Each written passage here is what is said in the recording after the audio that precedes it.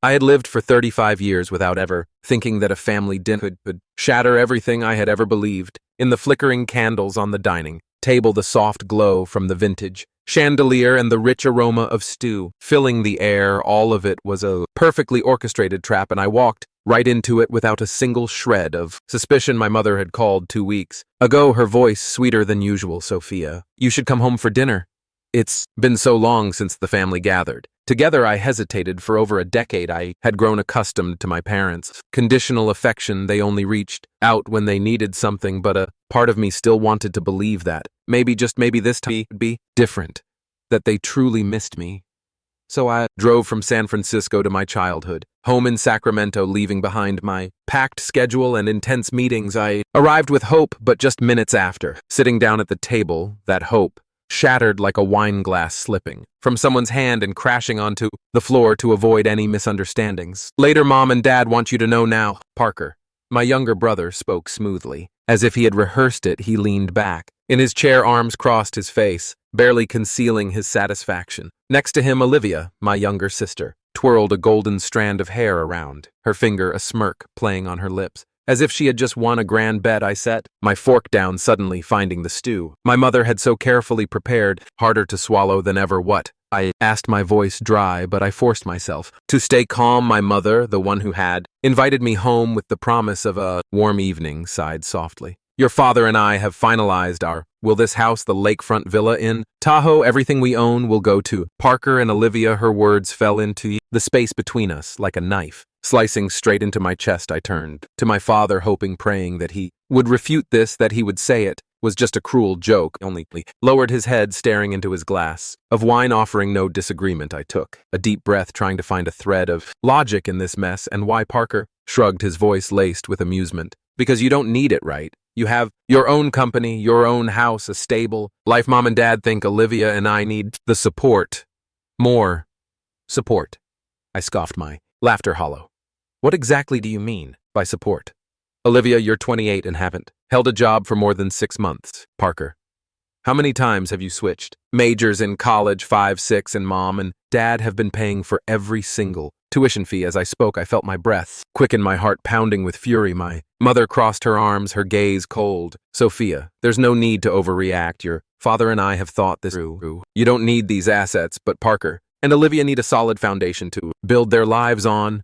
I laughed, but there was no humor in it. A foundation, and what? About the money I spent helping you pay off the mortgage, the times I covered the utility bills and home repairs. What about the $40,000 I'd invested to renovate the Tahoe villa? Does no one remember that? Olivia chuckled, her eyes full of mockery. Oh, so you're keeping tabs on every penny? That's disappointing, Sophia. You're rich. Do you really need to be so stingy?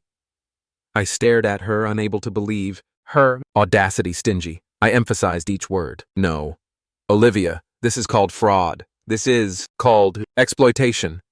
My mother slammed her hand on the table so hard that the glasses nearly toppled over. Enough, Sophia, stop acting like a victim. You always think about money, always. We did this not because we don't love you, but because we love all of our children. Love. I felt a cold rage spreading through my chest. Parker leaned back, feigning sympathy. You're acting like a child who just had their favorite toy taken away. Everyone here is an adult, Sophia. You should learn to accept reality. I said nothing. His words didn't infuriate me anymore. They only made me realize one thing. I had been deceived my entire life. They had never truly seen me as part of the family. I wasn't their daughter. I was their financial provider. Slowly, I placed my hands on the table, gripping the edge of the tablecloth. I took a deep breath, letting the anger settle. When I looked up again, my gaze was ice cold. I understood now. They didn't need me, and I didn't need them. I had spent the last decade believing that family was a place of refuge, that no matter what happened, they would cherish me. I cherished them. But the truth, I wasn't their daughter. I was an ATM, and now that I was no longer useful, they were ready to discard me without a second thought. I stared at the faces in front of me. My mother, the one who called me every time a bill was due. My father, the man who never once opposed any of my mother's decisions, even when she treated me unfairly. Parker, the one who had burned through an endless amount of my money on courses he never completed. Olivia, the one who had never worked a serious job single day in her life, yet had enough designer clothes to fill 3 rooms. Laughed, but not out of amusement. My voice dripped with bitterness. And what about the money I spent on all of you. Does no one think that deserves any recognition? My mother crossed her arms, her gaze sharp as a razor. Sophia, all you ever talk about is money. No amount is ever enough for you, is it? I felt my throat go dry. Never enough, I repeated, almost whispering. I've been paying the mortgage on this house for the past 6 years. I was the only one who stepped up to take on the loan when you were on the verge of bankruptcy. I also paid for the renovations on the Tahoe Villa because you said you wanted to keep as a family asset, and now I'm not even considered part of this family. Olivia shrugged, raising an eyebrow with mock indifference. No one forced you, Sophia. You just like playing the hero. That sentence felt like a slap to my face. You're right. No one forced me. I met her, green eyes searching for even a trace of remorse, but finding only ridicule. I did it because I thought family was supposed to support each other, but I was wrong. I was the only one, making sacrifices while the rest of you only knew how to take. Parker scoffed. You're acting just like a child who lost their favorite toy. I felt the rage building in my chest, a toy I enunciated, each word feeling the heat rise to my face. I've spent nearly $500,000 helping this family over the past decade. I put my dreams on hold, passed up chances to travel, to buy a bigger home, to invest in my own future, all so that you wouldn't have to struggle, and now you call me greedy just because I asked for a little fairness. My mother shook her head, sighing as if I were some pitiful fool who couldn't understand reason family is about love. Sophia, not money. I let out a hollow laugh. Love. I looked around the room, the house I had poured so much time and money into maintaining. If that were true, then why does love only seem to matter when it comes from me? Why am I always the one making sacrifices? No one answered. No one ever answered that question. A cold silence filled the room. I could see it in their eyes. They felt no guilt. They didn't think they had exploited me. They were just annoyed that I dared to demand fairness. A sharp pain clenched in my chest. Why had I ever thought they would change?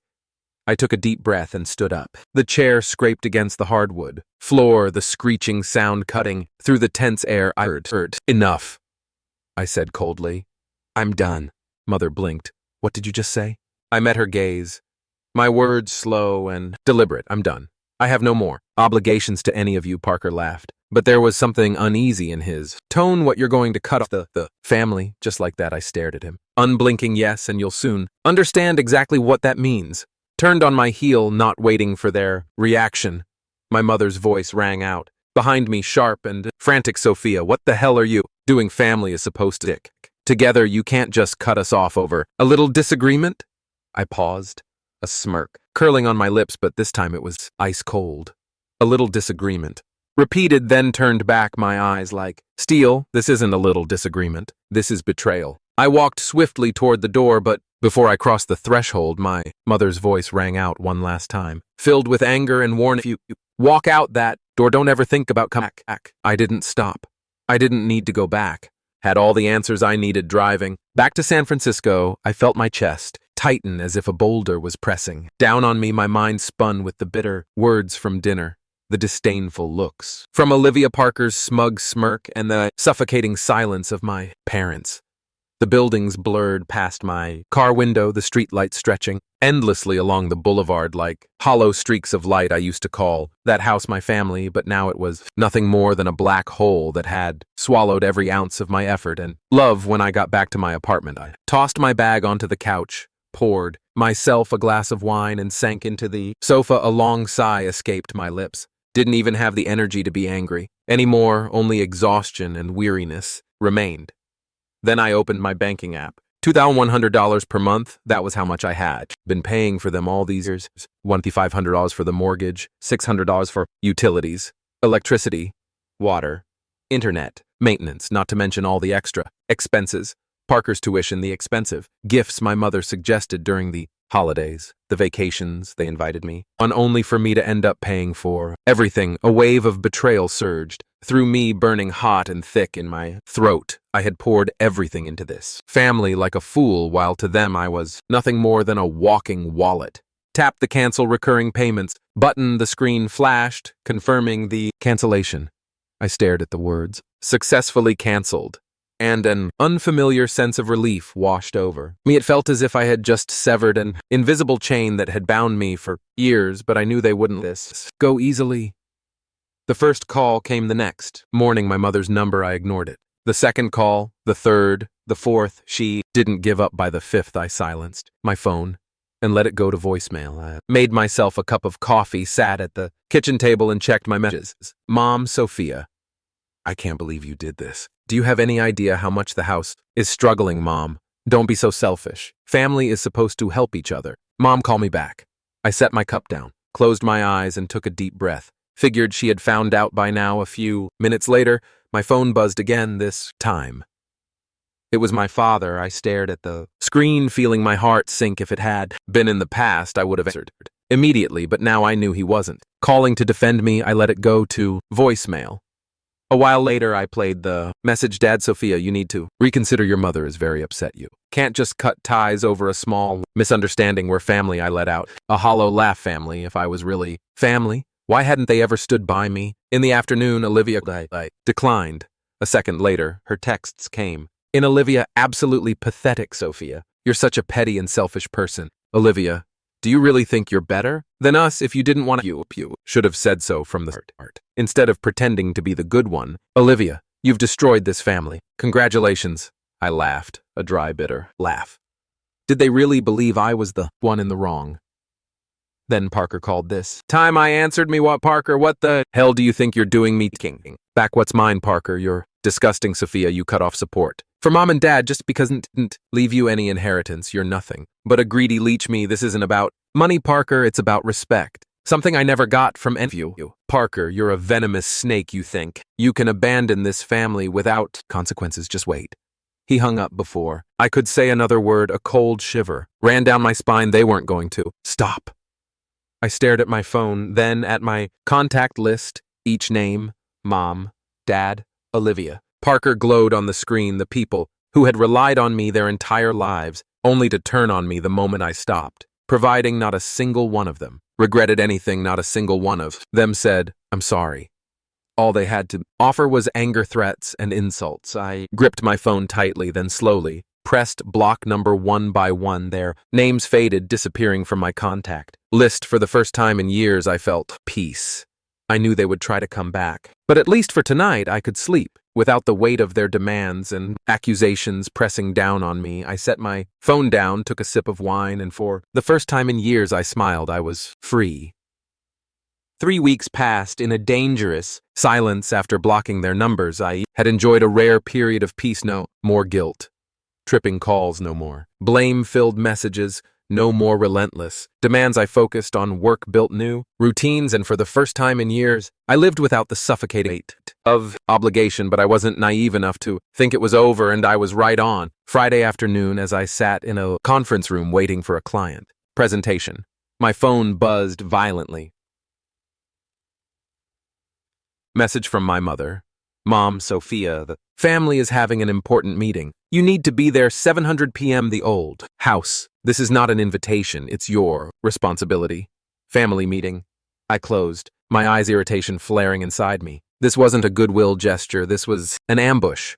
I could ignore it. I could go on with my new life, but some foolish part of me, some part that still stupidly believed in miracles, wanted to see what they would do next. I sent back a single word: fine. When I arrived, Parker's BMW and Olivia's obnoxiously pink Mini Cooper were already neatly parked in the driveway. As I stepped onto the porch, Mother opened the door. Almost instantly, a fake smile plastered on her face. Sophia, you finally decided to come home. I stepped inside the once familiar house, now felt suffocating. My father sat in the center of the living room, his face serious. Parker and Olivia lounged on the couch, their eyes glinting with triumph. Something was very wrong. Slowly, I pulled out a chair, sat down, crossed my legs, and folded my arms. So, I said flatly, what is this about?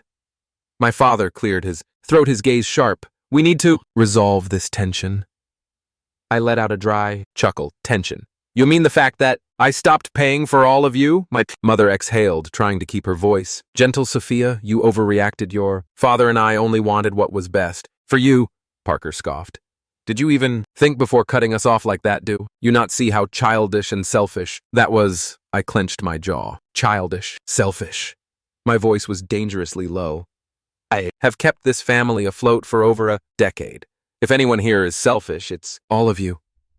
Olivia crossed her arms, her voice soft but laced with poison. You're acting like a victim, but let's be real. You're just mad because Mom didn't leave you an inheritance, aren't it? You, a cold fury burned in my chest. I slowly stood up, my gaze sweeping across each of their faces. I came here because I thought maybe you had finally realized what you did wrong. I let out a sharp laugh, but no, you're still the same leeches, selfish, ungrateful. My mother shot up from her seat, her voice sharp as a blade. If you walk out that door, don't expect to be welcomed back. I stopped at the doorway, my hand gripping the doorknob. I turned, my head locking eyes with her, my voice cold as ice. I never felt welcome here in the first place. Then I opened the door and walked away without looking back. Drove home, my heart pounding against my ribs. I didn't know what they would do next, but I knew they wouldn't let it go. And just as I expected, the moment I arrived at my apartment, I froze. My door was sealed shut. A thick layer of grayish, white expanding foam covered the entire door frame, spilling over the edges, hardened like cement someone had deliberately sabotaged my home. I didn't need to ask who my grip tightened around. My phone, fury boiling in my veins, opened my security camera app. My pulse racing as I rewound the footage. There he was, wearing a gray hoodie and a baseball cap, grinning smugly as he held a can of expanding foam, spraying it all over my door, my hands clenched into fists. Did they really think they could intimidate me? Did they think would crawl back, begging for forgiveness? No, I wasn't letting them get away with this. I stood in front of my sealed door, my breath heavy with anger. I wasn't shocked. Nothing about them could surprise me anymore, but I was furious, not because of their childish antics, but because of their arrogance, the sheer stupidity of thinking they could do this and face no consequences.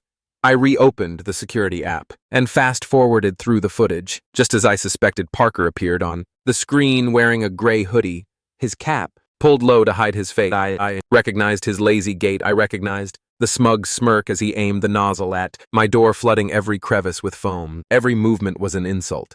He did this because he thought I wouldn't fight back. He was wrong. Calmly, I saved the video, took clear screenshots of his face, and immediately called the police. 30 minutes later, a young police officer stood in front of my apartment, his expression mix of sympathy and professionalism. Showed him the footage, explaining the situation in crisp detail. Do you want to file a formal complaint? He asked, his tone neutral but hesitant, as if hoping I would let it slide. I let out a cold chuckle. I didn't call you here for a friendly chat. He nodded, flipping open his notebook to start an official report. Parker, that's your brother, right? I met his gaze. My voice ice cold. Not anymore. The next morning, my father called. Dad, Sophia, sweetheart, does this really have to go this far? Are you calling to ask me to drop the charges, Dad? It's not that, it's just, Parker was just upset. He didn't mean any harm. Me scoffs. No harm. He sealed my door shut. Dad, what if I had an important meeting this morning? What if I had a cat or a child? Inside, Dad silenced me. He thought he could intimidate me. I'll show him he picked the wrong person. Dad, do you really want to push this that far? Me, it's not me. Parker did this. If he didn't want consequences, he shouldn't have acted like a reckless yet. Dad, what do you want to drop the charges? Me. $33,000, Dad. What? Me? That covers the cost of repairing my door, legal fees if this drags out, and damages for harassment. I'd say that's a pretty reasonable number, Dad. This is extortion. Me chuckled coldly. No, Dad, this is consequences, Dad. Parker doesn't have that kind of money. Me, then you and Mom can help him out. You've been covering for him his whole life. This is just one more time. Dad, Claudine gripped the Sophia. You're tearing this family apart. Me, this family tore itself apart a long time ago. 3 days later, my account received exactly $33,000 transferred from my parents' joint account. No messages from my mother. No complaints from Parker. Even Olivia, who relished every opportunity to be cruel, was completely silent. They thought that sending the money would make me go away, but what they didn't understand was this: I didn't need them anymore. I stood in front of my apartment door, now fully repaired, my fingers running over the smooth surface. The $33,000 wasn't the important part. What mattered for the first time, they had been forced to take responsibility for their actions. They could hate me. They could call me a traitor. But for the first time in my life, they couldn't force me to obey. I smirked, taking a sip of wine. They thought they could break me, but and they were the ones who lost. I had thought that after sending the $33,000, they would finally leave me alone, but I had given them too much credit. Losing money was one thing, losing control that they couldn't handle, and when they could no longer manipulate me. With their usual tricks, they played dirty. It started with a flood of hypocritical messages from distant relatives whose faces I could barely remember. Aunt Susan Sophia, I'm very disappointed in you. Your parents sacrificed their whole lives for you, and this is how you repay them. Sophia, don't let money make you lose your humanity. Remember, family is forever. Cousin Rachel, I can't believe you're heartless enough to abandon your parents. Like this, they're about to lose their home.